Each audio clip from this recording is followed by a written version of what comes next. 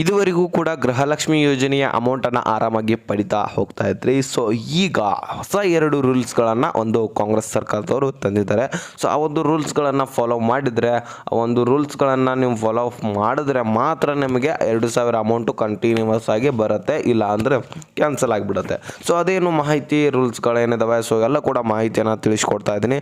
So ಹೀಗಾಗಿ ತುಂಬಾ important ಹಾಗೂ ಇಂಟ್ರೆಸ್ಟಿಂಗ್ ಅಂತಹ ಮಾಹಿತಿ ಇರುತ್ತೆ. ಸೊ ಅದಕ್ಕೆ ವಿಡಿಯೋನ ಮಧ್ಯೆ ಸ್ಕಿಪ್ ಮಾಡಿಬಿಡಿ. ಹಾಗೆ ಯಾರು ಚಾನಲ್ಗೆ ಸಬ್ಸ್ಕ್ರೈಬ್ ಮಾಡಿಲ್ಲ, ಬೇಗನೆ ಸಬ್ಸ್ಕ್ರೈಬ್ ಮಾಡ್ಕೊಂಡ್ಬಿಟ್ಟು ವಿಡಿಯೋಕ್ಕೆ ಒಂದು ಲೈಕ್ ಕೊಟ್ಬಿಟ್ಟು ವಿಡಿಯೋ ನೋಡಿ. ಇದು ನನ್ನ ಕಡೆಯಿಂದ ನೋಡಿ, ನಾನು ಮೊದಲೇ ಹೇಳ್ಬಿಡ್ತೀನಿ, ತುಂಬಾನೇ ಇದು ಗೃಹಲಕ್ಷ್ಮಿ ಯೋಜನೆಯ ಇಂಪಾರ್ಟೆಂಟ್ ಮಾಹಿತಿ ಆಗಿರುತ್ತೆ. ಯಾಕಂದರೆ ನಿಮಗೆ ಅಮೌಂಟ್ ಇನ್ನೂ ಕೂಡ ಬಂದಿಲ್ಲ ಅಂದರೆ ನೀವು ಈ ಮಾಹಿತಿಯನ್ನು ತಿಳ್ಕೊಳ್ಳೇಬೇಕು. ಯಾಕಂದರೆ ಈ ಒಂದು ಮಾಹಿತಿಯನ್ನು ಅರ್ಥ ಆಗಲಿಲ್ಲ ಅಂದರೆ, ಸೊ ಈ ಒಂದು ಮಾಹಿತಿಯನ್ನು ತಿಳ್ಕೊಳ್ಳದೆ ನಿಮಗೆ ಅಮೌಂಟ್ ಕೂಡ ಕಟ್ ಆಗುವ ಚಾನ್ಸಸ್ ಇರುತ್ತೆ, ಅಮೌಂಟ್ ಕೂಡ ಬಂದ್ ಆಗುವ ಚಾನ್ಸಸ್ ಇರುತ್ತೆ. ಸೊ ಹೀಗಾಗಿ ಮಧ್ಯೆ ವಿಡಿಯೋನ ಸ್ಕಿಪ್ ಮಾಡಬೇಡಿ. ಪೆಂಡಿಂಗ್ ಇರುವಂತಹ ಹಣದ ಬಗ್ಗೆ ಮಾಹಿತಿ ತಿಳಿಸ್ಕೊಡೋದಾದ್ರೆ, ಅಂದರೆ ಈಗ ಒಬ್ಬೊಬ್ಬರಿಗೆ ಏನಾಗಿದೆ, 1ನೇ ಕಂತು 3ನೇ ಕಂತು 4ನೇ ಕಂತು ಬಂದಿದೆ, ಒಬ್ಬೊಬ್ಬರಿಗೆ 2ನೇ ಕಂತು ಬಂದಿರಲ್ಲ, ಒಬ್ಬೊಬ್ಬರಿಗೆ 3ನೇ ಕಂತು ಬಂದಿರುತ್ತೆ, 4ನೇ ಕಂತು ಬಂದಿರಲ್ಲ. ಈ ರೀತಿಯಾಗಿ ಒಬ್ಬೊಬ್ಬರಿಗೆ 1ನೇ ಕಂತು ಹಿಡ್ಕೊಂಡು 5ನೇ ಕಂತುವರೆಗೆ ಬಂದಿದೆ, ಮುಂದೆ 6ನೇ ಕಂತು 7ನೇ ಕಂತು ಬಂದಿಲ್ಲ. ಈ ರೀತಿಯಾಗಿ ಸ್ಟಾಪ್ ಆಗಿಬಿಟ್ಟಿದೆ. ಈಗ ಒಬ್ಬೊಬ್ಬರಿಗೆ ಬರ್ತಾ ಇದೆ, ಒಬ್ಬೊಬ್ಬರಿಗೆ ಬರ್ತಾ ಇಲ್ಲ. ಈ ರೀತಿಯಾದ ಪ್ರಾಬ್ಲಮ್ ಉಂಟಾಗ್ತಾ ಇದೆ. ಸೊ ಆ ಒಂದು ಪ್ರಾಬ್ಲಮ್ ಆಗಬಾರ್ದು. ಎಲ್ಲ ಕೂಡ ಅವರು ಏನಿದೆಲ್ಲ ಅವ್ರದ್ದೊಂದು ಗೃಹಲಕ್ಷ್ಮಿ ಅಷ್ಟೇ ಅಲ್ಲ, ಅನ್ನಭಾಗ್ಯ ಯೋಜನೆಯಲ್ಲೂ ಕೂಡ ಏನೇನು ಪೆಂಡಿಂಗ್ ಉಳಿದಿದೆ ಅಮೌಂಟು, ಸೊ ಅದನ್ನು ಕೂಡ ನಿಮಗೆ ಹಾಕಬೇಕು ಅಂತ ಒಂದು ಸಿದ್ದರಾಮಯ್ಯನವರು ಮತ್ತು ಡಿ.ಕೆ. ಶಿವಕುಮಾರ್ ಅವರು ಕೂಡ ಹೇಳಿದ್ದಾರೆ. ಯಾಕಂದರೆ ಈಗ ಎಲೆಕ್ಷನ್ ಕೂಡ ಈಗ ಸಮೀಪ ಬರ್ತಾ ಇದೆ. ಸೊ ಹೀಗಾಗಿ ಎಲ್ಲರ ಅವ್ರ ಅಮೌಂಟು ಅವರ ಖಾತೆಗೆ ಜಮಾ ಆಗಿರಲೇಬೇಕು. ಎಲ್ಲ ಕೂಡ ಅವ್ರ ಏನಿದೆಲ್ಲ ಡಾಕ್ಯುಮೆಂಟ್ಸ್ ಕ್ಲಿಯರ್ ಇದ್ದರೆ ಅವ್ರದ್ದು ಅಮೌಂಟು ಕ್ಲಿಯರ್ ಆಗಿ ಅವರ ಖಾತೆಗೆ ಜಮಾ ಆಗಬೇಕು ಅಂತ ಮಾಹಿತಿಯನ್ನು ತಿಳಿಸ್ಕೊಟ್ಟಿದ್ದಾರೆ. ಪ್ರೆಷರನ್ನು ಕೂಡ ಅಧಿಕಾರಿಗಳ ಮೇಲೆ ಹಾಕಿದ್ದಾರೆ. ಆ ಒಂದು 2 ರೂಲ್ಸ್ಗಳನ್ನು ನಿಮ್ಗೆ ತಿಳಿಸ್ಕೊಡ್ತಾ ಇದ್ದೀನಿ. So important ರೂಲ್ಸ್ಗಳಾಗಿರುತ್ತವೆ. ಒಂದೇದಂತೂ ತುಂಬಾ ಇಂಪಾರ್ಟೆಂಟ್ ನೋಡಿ. ಇಲ್ಲಿ ಆಧಾರ್ ಕಾರ್ಡ್ ಒಂದು ನಂಬರ್ ಏನಿರುತ್ತಲ್ಲ ಅದು ಚೇಂಜ್ ಆಗ್ತಾ ಇದೆ, ಅದು ಡಿಆಕ್ಟಿವೇಟ್ ಆಗ್ತಾ ಇದೆ, ಆಕ್ಟಿವೇಟ್ ಆಗ್ತಾ ಇಲ್ಲ. ಯಾಕಂದರೆ ಒಬ್ಬ ವ್ಯಕ್ತಿಯ ಒಂದು ಆಧಾರ್ ಕಾರ್ಡ್ ಇರಬೇಕಾಗತ್ತೆ. ಅವ್ರು ಏನು ಮಾಡಿಸ್ತಾ ಇದ್ದಾರೆ, 2 ರಿಂದ 3 ಆಧಾರ್ ಕಾರ್ಡ್ಗಳನ್ನು ಮಾಡಿಸ್ತಾ ಇದ್ದಾರೆ.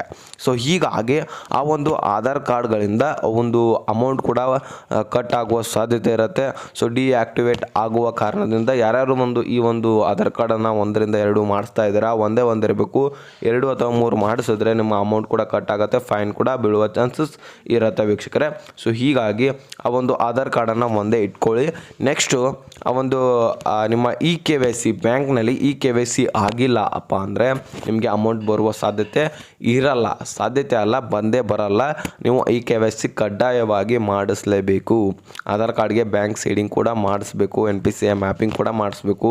ಸೊ ಈ ಎಲ್ಲ ಒಂದು ಡಾಕ್ಯುಮೆಂಟ್ಸ್ಗಳು ನಿಮಗೆ ಕ್ಲಿಯರ್ ಇದ್ದರೆ ಮಾತ್ರ ಕಂಟಿನ್ಯೂಸ್ ಆಗಿ ಅಮೌಂಟ್ ಬರುತ್ತೆ. ಒಬ್ಬೊಬ್ರು ಏನು ಮಾಡ್ತಾ ಇದ್ದಾರೆ, ರೇಷನ್ ಕಾರ್ಡ್ ಕೂಡ ಚೇಂಜ್ ಮಾಡಿಸ್ತಾ ಇದ್ದಾರೆ, ಹೊಸದಾಗಿ ಮಾಡಿಸ್ತಾ ಇದ್ದಾರೆ. ಈಗ ಚೇಂಜ್ ಮಾಡಿಸಿದ್ರೆ ಅದು ಹೋಗಿ ಮಹಿಳಾ ಮತ್ತು ಮಕ್ಕಳ ಕಾರ್ಮಿಕ ಇಲಾಖೆಗೆ ಹೋಗಿ ಫೆಚ್ ಆಗಲು ಟೈಮ್ ತೊಗೊಳುತ್ತೆ. ಅಲ್ಲಿವರೆಗೂ ಕೂಡ ನಿಮಗೆ ಅಮೌಂಟ್ ಬರಲ್ಲ.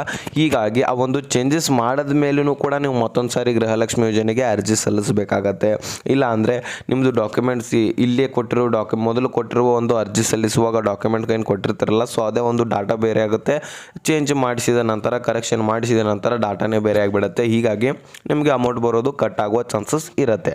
ಸೊ ಆ ಒಂದು ರೇಷನ್ ಕಾರ್ಡನ್ನು ತಿದ್ದುಪಡಿ ಮಾಡಿಕೊಂಡ ತಕ್ಷಣ ನೀವು ಮತ್ತೊಂದು ಸಾರಿ ಅರ್ಜಿ ಸಲ್ಲಿಸುವುದು ಬೆಟ್ರು, ನಿಮಗೆ ಅಮೌಂಟ್ ಕಂಟಿನ್ಯೂಸ್ ಆಗಿ ಬರ್ತಾ ಹೋಗುತ್ತೆ. ಸೊ ವೀಕ್ಷಕರೇ, ಈ ರೀತಿಯಾದಂತಹ ಮಾಹಿತಿಗಳಿದ್ದು ತಿಳಿಸ್ಕೊಡೋಣ ಅಂತ ವಿಡಿಯೋ ಮಾಡಿದೆ. ವಿಡಿಯೋ ಇಂಟ್ರೆಸ್ಟಿಂಗ್ ಅನಿಸಿದರೆ ಲೈಕ್ ಮಾಡಿ, ನಿಮ್ಮ ಸ್ನೇಹಿತರಿಗೂ ಕೂಡ ಶೇರ್ ಮಾಡಿ, ಅವ್ರಿಗೂ ಕೂಡ ಗೊತ್ತಾಗಲಿ. ಹಾಗೆ ಸಬ್ಸ್ಕ್ರೈಬ್ ಮಾಡಿ ಅಂತ ಹೇಳ್ತಾ ಮುಂದಿನ ಮಾಹಿತಿಯೊಂದಿಗೆ ಸಿಗೋಣ. ಅಲ್ಲಿ ತನಕ ಬೈ ಬೈ ಫ್ರೆಂಡ್ಸ್.